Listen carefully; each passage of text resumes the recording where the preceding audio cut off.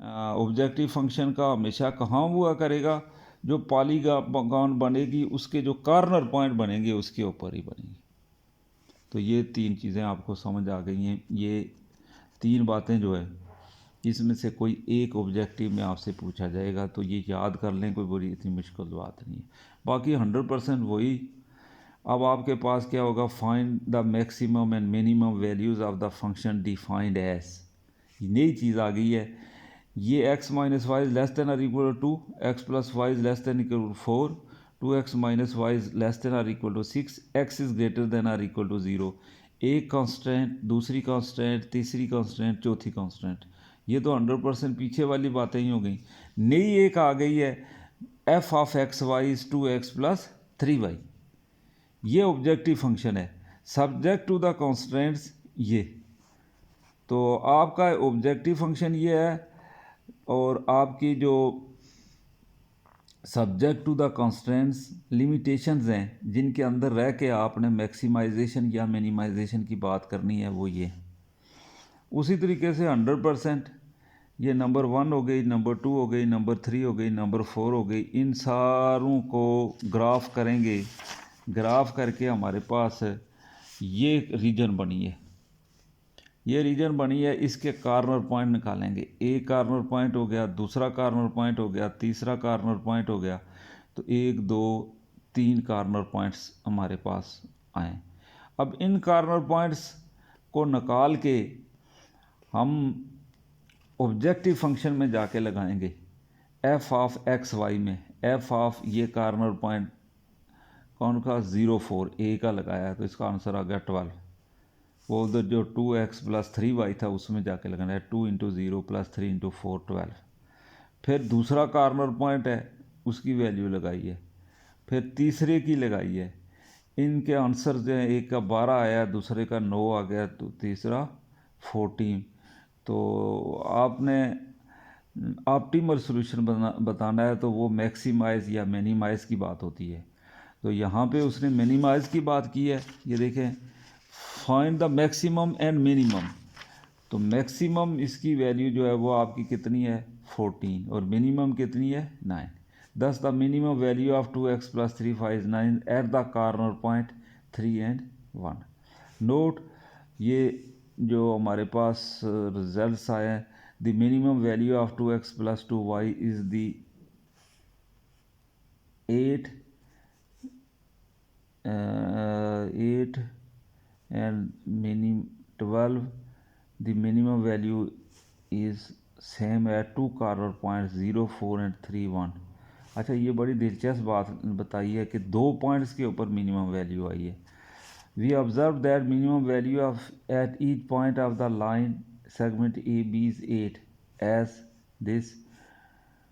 तो maximum value तो सामने नज़र आ रही है 14, लेकिन ये कार्नर पॉइंट जो है वो कार्नर पॉइंट 3 एंड 1 है। और दूसरा कौन सा पॉइंट इसके ने बताया है, इसके ऊपर 3 1 पे भी है और 0 4 पे भी है। 0 4 पे वैल्यू 12 आ रही है। अच्छा ठीक है, 4 2 पे भी 12 है। 4 2 कौन सी वैल्यू है, ये 12। Thus the minimum is same as to corner points this and this है। 2 पॉइंट्स के ऊपर सेम वैल्यू आ रही है। We observe that this the minimum and maximum value of F and five define as. 100% उसी तरह करेगा। ये कार्नर पॉइंट्स निकले हुए हैं, उनके ऊपर वैल्यूज़ निकालें। एक 4 आई, एक 10 आई, एक 12 आई, एक 23 आई, एक 12 आई। From the above table it is followed that minimum value of f is 4। ये एट द कार्नर पॉइंट कौन सा, 1 एंड 0। फाई के लिए भी आपकी जो मिनिमम वैल्यू है वो कितनी है, ये 4। तो यहाँ पे और भी किसी minimum value of phi is 4 at this and maximum value is 24। एक कार्नर पॉइंट के ऊपर भी, दूसरे कार्नर पॉइंट के ऊपर भी। Note number 1, sometime it may happen that each point of the constant line gives the optimal value of the objective function. For different values of k, the represent line parallel to this, ये थोड़ा चौथे chapter से मुतल्लिका बातें हैं, लेकिन ये आप देख लेना कि ये बात उसने कही हुई क्या है। अच्छा, अब ये linear programming problems. Convert a linear programming problem as a mathematical form by using variables, then follow the procedure given in this पीछे वाले में। अब ये एग्जांपल नंबर 1 है। आपके जो पहले क्वेश्चन है अगली एक्सरसाइज का 1 से लेकर 6 तक ये बने बनाए सवाल हैं। आपने पीछे वाली जो एग्जांपल है उसके मुताबिक मसलन ये लिखा हुआ है मैक्सिमाइज, ये लिखा हुआ है मैक्सिमाइज, ये मैक्सिमाइज, ये मिनिमाइज, ये मिनिमाइज, ये मिनिमाइज। तो आपने 100% वही करना है कि ये जो सब्जेक्ट टू द कॉन्स्टेंट्स हैं इनको उसी तरह ड्रा करना है जैसे एक्सरसाइज 1, 2, 3 में किए। यहाँ पे x greater than or equal to 0, y greater than or equal to 0 लिखा हुआ है। इसका मतलब फर्स्ट क्वाड्रेंट में कोई पॉलिनोमियल आखिर में बनेगी, उनके कॉर्नर पॉइंट्स निकालने और वो कॉर्नर पॉइंट्स आके यहाँ पे लगा देने। तो जो आंसर है उससे आपने जज करना है कि सबसे ज़्यादा आंसर कितना आया है, और वहाँ पे x की वैल्यू भी होगी और y की वैल्यू भी हो जाएगी, तो वो मैक्सिमम आपके पास आ जाएगा। इसी तरीके से ये सारे यहाँ पे मिनिमाइज़ करना है, ये भी मिनिमाइज़ करना है। अब आपको कितने मिनिमाइज़ के कितने 6 छठा सवाल भी है और मिनिमाइज़ का चौथा सवाल भी है। बाकी 1, 2, 3, 5 जो है ये मैक्सिमाइज़। बाकी सवाल वर्ड प्रॉब्लम्स हैं। मैं आपको ये पहली एग्जांपल समझाता हूँ, अब आप इसको गौर से देखें। A farmer possesses 100 kanals of land, मतलब आपके वालिद साहब के पास 100 कनाल ज़मीन है और वो ये चाहता है wants to grow corn and wheat, वो उसमें मकई और गंदम कल्टीवेट करना चाहता है। अब एक कनाल के ऊपर वो कहता है कल्टीवेशन ऑफ कॉर्न, गंदम की बिजाई के लिए 3 घंटे चाहिए,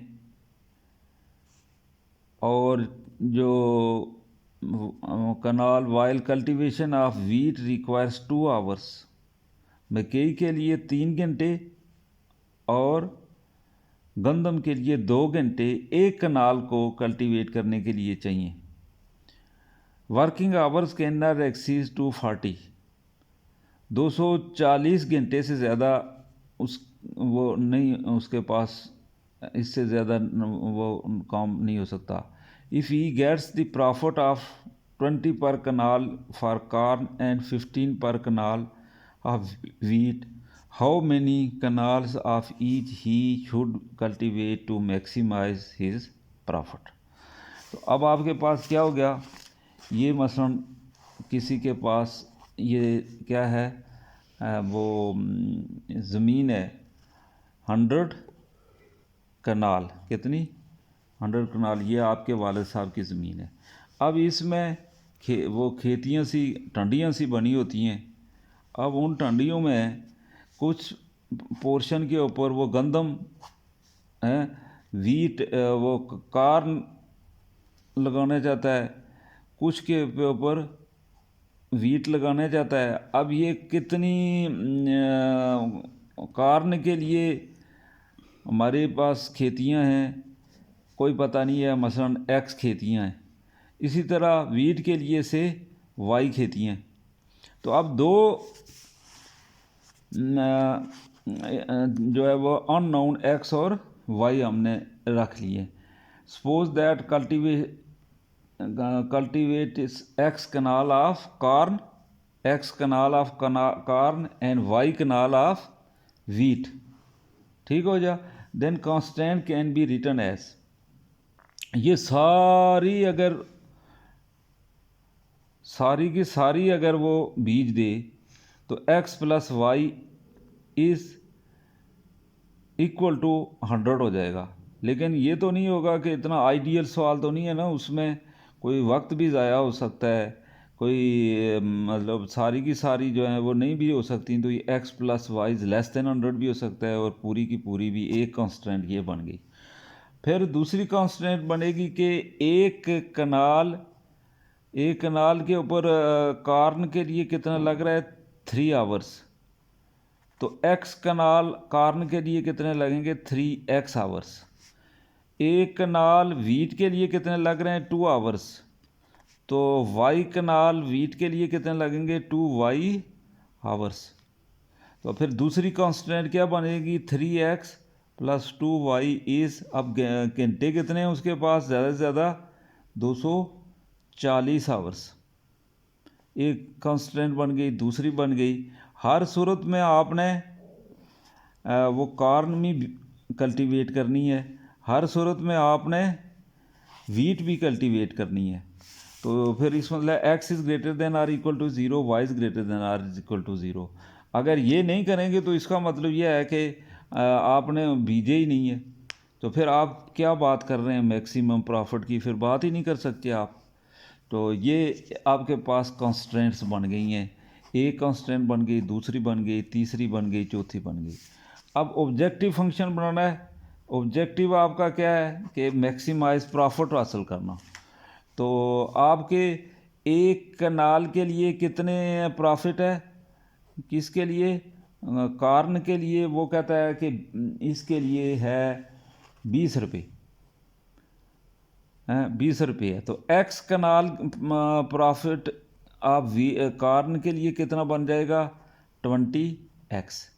एक कनाल प्रॉफिट कमा रहा है वीट के लिए कितना 15 रुपये, तो वाई कनाल के लिए कितना बनाएगा 15y।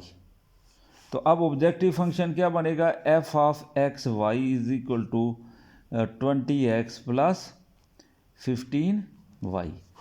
यह हमारे पास आ गया। अब मैं इसको क्या लिखूँगा, यहाँ लिखूँगा मैक्सिमाइज किसको, ऑब्जेक्टिव फंक्शन एक्स वाई को 20x + 15y subject to the constraints. क्या हो जाएगी, एक बनी है आपकी x + y is less than or equal to 100, दूसरी बनी है 3x + 2y is less than or equal to 240, तीसरी बनी है x is greater than or equal to 0, और चौथी बनी है y is greater than or equal to 0। 4 constants. अब मैं क्या करूँगा, मैं इसको भी लोकेट करूँगा, ग्राफ इसका ग्राफ पेपर पे ड्रा करूँगा, इसको भी ड्रा करूँगा। ये कह रहा है कि फर्स्ट क्वाड्रेंट, अब इसका सॉल्यूशन स्पेस सारे का जाके ये बन गया है फर्स्ट क्वाड्रेंट में, ये वाली पोर्शन, ये जो पोर्शन है ये वाला बन गया है। इसके कार्नर पॉइंट एक आ गया 0 0, दूसरा कार्नर पॉइंट आ गया 80 0, तीसरा कार्नर पॉइंट आ गया 40 एंड 60, चौथा कार्नर पॉइंट आ गया 0 एंड 100। तो अब लीनियर प्रोग्रामिंग का जो थ्योरम है वो कहता है कि मैक्सिमम या मिनिमम जो है एट द कार्नर पॉइंट पे ही बनते हैं। तो ये कार्नर पॉइंट उसने लिए हुए हैं, ये ऑब्जेक्टिव फंक्शन लिया है। अब यहाँ पे पॉइंट उसने रखे हैं। प्रॉफिट कमाने के लिए f(x(y) मैंने रखा है ना, तो प्रॉफिट के लिए p का लफ्ज़ उसने इस्तेमाल किया है, p(x(y), क्योंकि प्रॉफिट उसने कमाना है। लॉस के लिए आप l(x(y) भी लिख सकते हैं, और f(x(y) भी रख लें तो तब भी कोई बात नहीं है, फंक्शन को इसी तरीके से रखेंगे। तो ये 0 0 जब लगाएंगे तो आपका आएगा 20 × 0 + 15 × 0 इज़ 0। फिर दूसरे कार्नर पॉइंट पे 1500, तीसरे कार्नर पॉइंट पे 1700, चौथे कार्नर पॉइंट पे 1600। तो ये जो हमारे पास टेबल बन गया है ये हमें बता रहा है कि उसने सबसे ज़्यादा प्रॉफिट कमाया है 1700 रुपये। ठीक है, उस वक्त उसने कितनी उस मकई के लिए कितनी कल्टीवेशन की है 40 कनाल, और जो वीट है उसके लिए 60 कनाल, और उसने प्रॉफिट कमाया है 1700 रुपये। ये फिर डेली लाइफ में मुख्तलिफ फील्ड, एग्रीकल्चर, बिजनेस, और मुख्तलिफ़ फील्ड्स जो हैं उसमें ये लीनियर प्रोग्रामिंग जो है उनका इस्तेमाल हो रहा है। तो ये वो पोर्शन होता है जो कि असल मकसद है इस चैप्टर को पढ़ाने का, कि मैक्सिमाइज़ या मिनिमाइज़ करके दिखाएं अपने रिस्ट्रिक्शन में रहते हुए। आप कोई भी बिज़नेस जो है उसमें ये इस तरह के ऑब्जेक्टिव फंक्शन बना के जो एलोकेशन कंस्ट्रेंट्स हैं उनमें रहते हुए मैक्सिमम प्रॉफिट की बात कर सकते हैं या मिनिमम लॉस की बात कर सकते हैं। तो एक दफ़ा फिर मैं आपको समझाता हूँ। ये एग्ज़ाम्पल नंबर 1 कि आपके पास 100 कनाल ज़मीन है, उसमें आप मकई और गंदम कल्टीवेट करने चाहते हैं। अब जो 100 कनाल है उसमें से एक कनाल के ऊपर 3 घंटे कार्न के लिए लगते हैं और एक कनाल जो है उसके ऊपर 22 आवर्स लगते हैं वीट के लिए। और आप वो जो ट्रैक्टर लेके आएंगे वो 240 घंटे से ज़्यादा वो उससे आप तय करके नहीं लेते। तो अब आप पूरी की पूरी ज़मीन जो है उसको भी कल्टीवेट कर सकते हैं और कुछ बच भी सकती है। तो उस टोटल ज़मीन में से एक्स कनाल्स कार्न के लिए रखी हुई है और वाई कनाल्स आपने वीट के लिए रखी हुई है। तो फिर x plus y is equal to 100 हो जाए तो सारी की सारी कल्टीवेट हो जाती है 240 घंटों में। लेकिन उसने चाय शाय भी पीनी है, वो थोड़ी देर रुकेगा भी, तो सारी की सारी कल्टीवेट नहीं भी हो सकती। तो इसको x plus y is less than 100 लिखेंगे। तो इन दोनों चीज़ों को कंबाइन स्टेटमेंट लिखेंगे तो x plus y is less than और इक्वल टू 100। इसके बाद दूसरी जो कांस्टेंट बनी है, एक कनाल के ऊपर किसके लिए, कार्न के लिए 3 घंटे लगते हैं। तो एक्स कनाल वीट कार्न अगर आप कल्टीवेट करने चाहते हैं तो 3x हो जाएगा। एक कनाल वीट के लिए 2 घंटे लगते हैं तो वाई कनाल वीट के लिए कितने लग जाएंगे, 2y। अब इन दोनों को ऐड कर लें तो 240 घंटे पूरे के पूरे लग सकते हैं और कुछ टाइम बच भी सकता है। तो ये लेस देन और इक्वल टू वाली बात होगी। एक कंस्टेंट। दूसरी कंस्टेंट, अब आपने हर सूरत में गंदम भी कल्टीवेट करनी है और कार्न भी कल्टीवेट करनी है। अदरवाइज़ आप ये जो कहना चाहते हैं कि हम प्रॉफिट मैक्सिमम लेंगे, वो नहीं हो सकता। तो x is greater than or equal to 0, y is greater than or equal to 0। तो p of x y, p stand for profit, और ये ऑब्जेक्टिव फंक्शन बनाने लगा है, ऑब्जेक्टिव फंक्शन। तो फिर तो ऑब्जेक्टिव फंक्शन के लिए आपको एक दफ़ा फिर यहाँ जाना पड़ेगा कि एक कनाल के ऊपर 20 रुपीज़ वो कार्न के लिए कमाता है। तो एक्स कनाल कार्न के लिए आपने रखी हुई है तो वो कितना कमाएगा, 20x। एक कनाल वीट के लिए 15 रुपये रखे हुए हैं तो वाई कनाल वीट के लिए 15y हो जाएगा। तो ये आपका ऑब्जेक्टिव फंक्शन बनेगा p of x Y is 20x plus 15y। अब आपका ये ऑब्जेक्टिव फंक्शन हो गया, ये कॉन्स्टेंट्स हो गए। तो पिछले सवाल बन गया, कार्नर पॉइंट्स निकालेंगे, उनमें वैल्यूज़ डालेंगे कार्नर पॉइंट्स पे। तो ये ऑब्जेक्टिव फंक्शन में हमारे पास ये आंसर आएंगे। वहाँ पे आप देख रहे हैं सबसे ज़्यादा 1700 है। तो ये उसका प्रॉफिट हो गया मैक्सिमम। और ये 40 क्या कह रहा है, ये कह रहा है एक्स की जगह है तो ये कार्न के लिए वो कनाल्स हैं, और 60 जो है वो वीट के लिए कनाल। तो गोया हमें फिर पता चला कि farmer will obtain maximum profit 1700 when he cultivates 40 kanal of corn and 60 kanal of wheat of his 100 kanals land. ये आपको समझ आ गई है। अब इसके बाद ये दूसरा नंबर 2 है, एग्ज़ाम्पल है। कहता है कि ये शोरूम है, शोरूम में इधर आके लगे हुए हैं क्या, इधर है जी साइकिल और मोटरसाइकिल, आप जाते हैं दुकान के ऊपर साइकिल या मोटरसाइकिल ख़रीदते हैं। अब इधर पीछे फैक्ट्रियां हैं, फैक्ट्रियां जिनके ऊपर ये बन रहे हैं, फैक्ट्री ए भी है और फैक्ट्री बी भी है। ये दो फैक्ट्रियों पे ये चीज़ें बन के आपके शोरूम में यहाँ पे आई होती हैं। तो आपका मकसद क्या है कि वो साइकिल और मोटरसाइकिल बन के आएँ और आप उनको बेचें और बेच के तो मैक्सिमम प्रॉफिट हासिल करें। तो प्रॉफिट हमेशा मैक्सिमम होता है और लॉस हमेशा मिनिमम करने की कोशिश करते हैं। ये डेली लाइफ की रूटीन होती है बिज़नेस में। अब ज़रा इसको पढ़ें। A factory produce bicycle and motorcycle by using two machines, machine A and machine B. Machine A has at most 120 hours, इसके ऊपर एट मोस्ट कितना 120 आवर्स काम हो सकता है। ठीक हो गया जी। And machine B has maximum of क्या, maximum of 144 hours, at most कितना टाइम लग सकता है 144 आवर्स।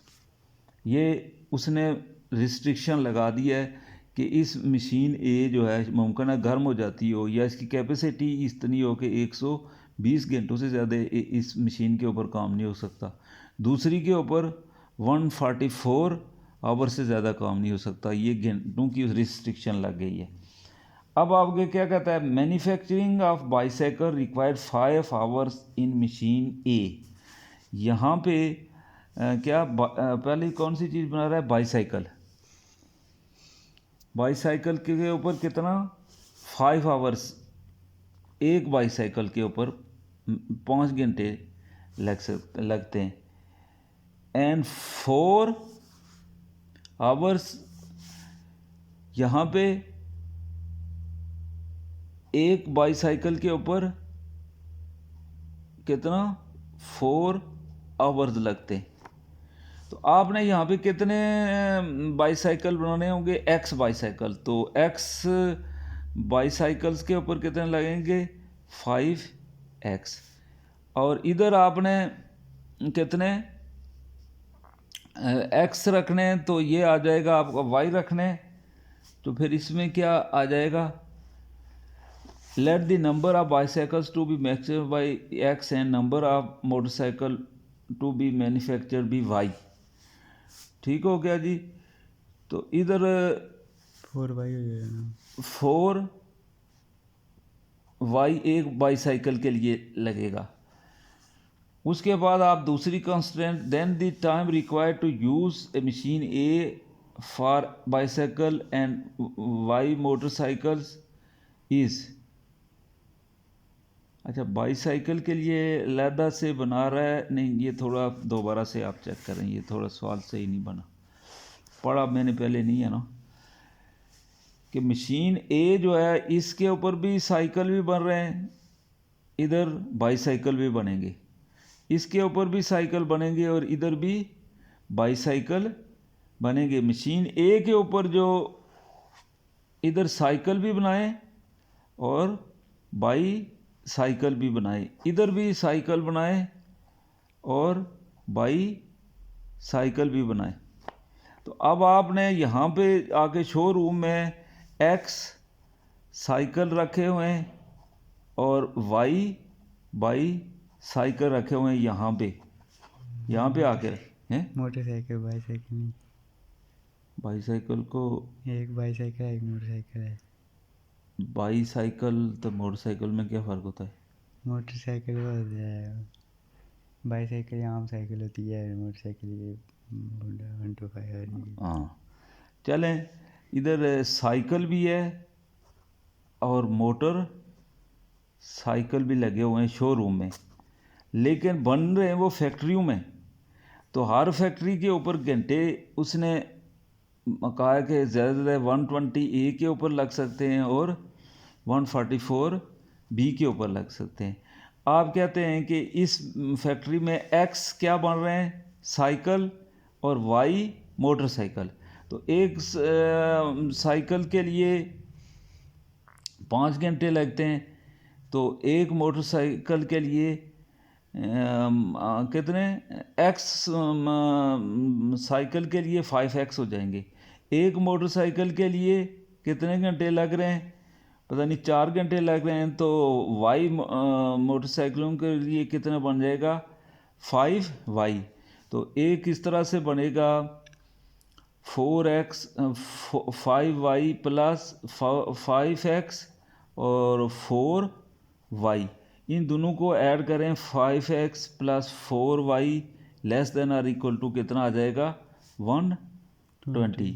इसी तरीके से इधर आपका 4x प्लस कुछ 8y is less than or equal to 144 होएगा। हर सूरत में आपने मोटरसाइकिल भी बनाना है, हर सूरत में आपने साइकिल भी बनानी है। तो अब आपके पास ये क्या बन जाएंगी, ये चीज़ बन जाएगी आपकी ऑब्जेक्टिव फंक्शन, नहीं सब्जेक्ट टू द कॉन्स्टेंट्स बन जाएंगे। अब आपने ऑब्जेक्टिव फंक्शन बनाना है, क्या बनाना है, ऑब्जेक्टिव फंक्शन। तो एक साइकिल के ऊपर प्रॉफिट कितना कमा रहा है, प्रॉफिट कमा रहा है कितने रुपए जी, वो 40 बाईसाइकिल के ऊपर, साइकिल के 40, तो x बाईसाइकिल्स के ऊपर प्रॉफिट हो जाएगा 40x। एक मोटरसाइकिल के ऊपर प्रॉफिट कमा रहा है वो कितना, 50, तो y मोटरसाइकिलों के ऊपर क्या आ जाएगा, 50y। तो अब प्रॉफिट फंक्शन को p से रिप्रेजेंट करते हैं, p ऑफ xy। अब आपने इसको करना है maximise, p of xy is क्या आ जाएगा, 40x प्लस 50y। अब आपका ये हो गया ऑब्जेक्टिव फंक्शन।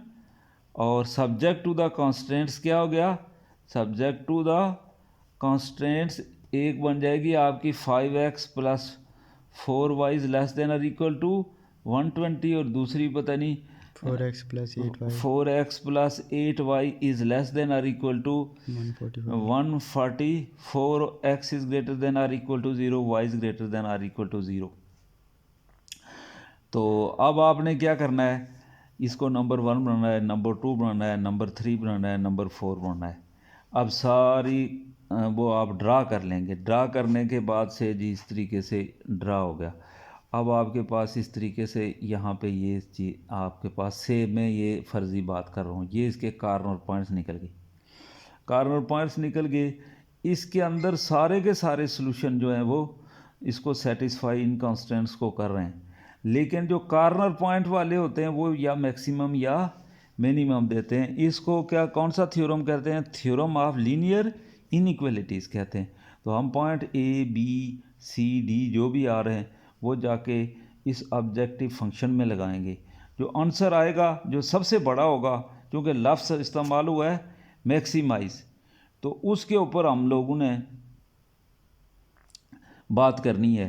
और वो बात क्या करनी है, बड़ी खूबसूरत बात हो जाएगी कि उसने मैक्सिमम कितना प्रॉफिट कमाया और उसने कितने मोटरसाइकिल बनाए और कितने साइकिल बनाए।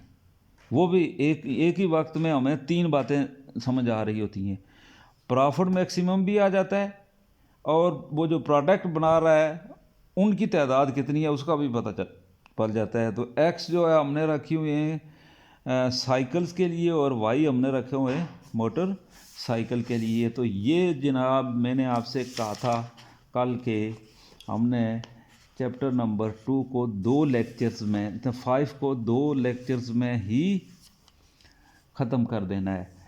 तो ये 45 मिनट की क्लास हो चुकी है, खैर बस आई ख़त्म है ना, आखिरी पीरियड पेपर है, क्लास शुरू हो जाती है, आखिरी है तो फिर उसको करना पड़ेगा ना।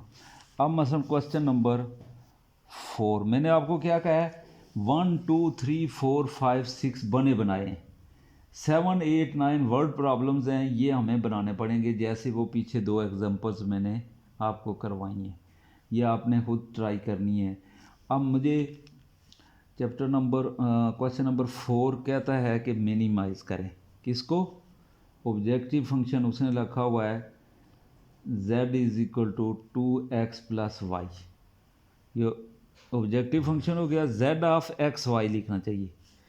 और सब्जेक्ट टू द कॉन्स्टेंट्स क्या लिखी हुई हैं, उसने x plus y is greater than or equal to 3 एक लिखी है, दूसरी 7x plus 5y is less than or equal to 35 लिखी हुई है, x is greater than or equal to 0 लिखी हुई है, और y is greater than or equal to 0 लिखी हुई है। ये नंबर 1 हो गई, ये नंबर 2 हो गई, ये नंबर 3 हो गई, नंबर 4 हो गई। अब आप इसका सोल्यूशन लिखेंगे। नहीं associated or corresponding equation of 1 is x plus y is equal to 3। अब आप इसको ड्रा करेंगे, ड्रा करेंगे का तरीका आपको आता है। तो ये आ जाता है जी x is 3 units 1 2 3, y is ये भी 1 2 3, ये आपके इसको आप जोड़ के तो ये लाइन लगा देंगे पक्की, यानी सॉलिड लाइन लगाएंगे। उसकी वजह ये है कि ये इक्वल का निशान भी है। अब सॉलिड पॉइंट के बाद आप डालेंगे क्या, टेस्टिंग पॉइंट, ये 0 0 0 0 यहाँ पे लगाएं तो 0 प्लस 0 इज़ ग्रेटर देन 3, ये फॉल्स हो गया, तो शेडेड एरिया इस तरफ होगा। ये नंबर 1 हो गई फिगर नंबर 1। फिर आप फिगर नंबर 2 के लिए करेंगे तो फिगर 2 के लिए क्या आएगा, 35 को इधर डिवाइड करते हैं तो x इज़ 7 यूनिट्स 1 2 3 5 यूनिट्स 4 5 ये आ गया, और y आपका 7 यूनिट्स 1 2 3 4 5 6 7, ये मैं इस पर डिटेल नहीं लगा रहा हूँ, आपको पता ही है, ये आ गया जी। इसके बाद आपका 0 0 इसमें डालेंगे तो 0 0 इसको सेटिस्फाई करता है, 0 0 इसको सेटिस्फाई करता है, 0 प्लस 0 इज़ लेस दैन 35, तो इसका शेडेड एरिया टूवर्ड्स ऐसे ओरिजिन हो जाएगा। अब आपने x is greater than or equal to 0 भी है, y इज़ ग्रेटर देन 0, इसका मतलब फर्स्ट क्वाड्रेंट में सॉल्यूशन स्पेस बनेगा। एक दफ़ा आखिरी ड्रा करो, इसको ड्रा करो तो कितनी बनी है 7 यूनिट्स, और इधर आपकी हैं ये 5 यूनिट्स, इसको ये हो गया। फिर दूसरा कौन सा था, इधर ऊपर 1 2 3 4 यूनिट्स, 3 यूनिट्स होना चाहिए, 1 2 3 3 यूनिट्स, 1 2 3 यूनिट्स, और इधर कितना था जी, ये भी 3 यूनिट्स, 1 2 3 यूनिट्स, ये बन गया। इसका एरिया इधर था, इसका इधर है, और फर्स्ट क्वाड्रेंट में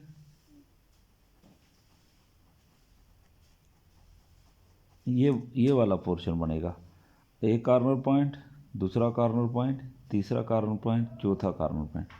इसके कोऑर्डिनेट क्या हैं 0 3, इसके क्या हैं, नहीं इसका 3 0 और इसके 0 और 3, इसका आपका कितना था 7 0, और इधर आपका 0 और 5।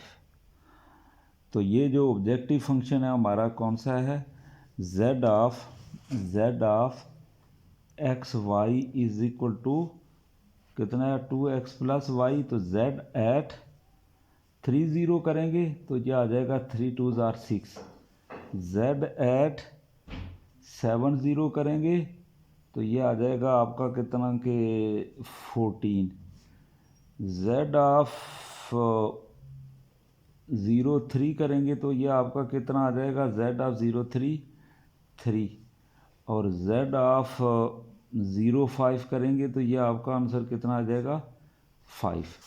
अब आपने क्या करना था, मिनिमाइज़ वैल्यू कितनी है, सबसे कम ये 3।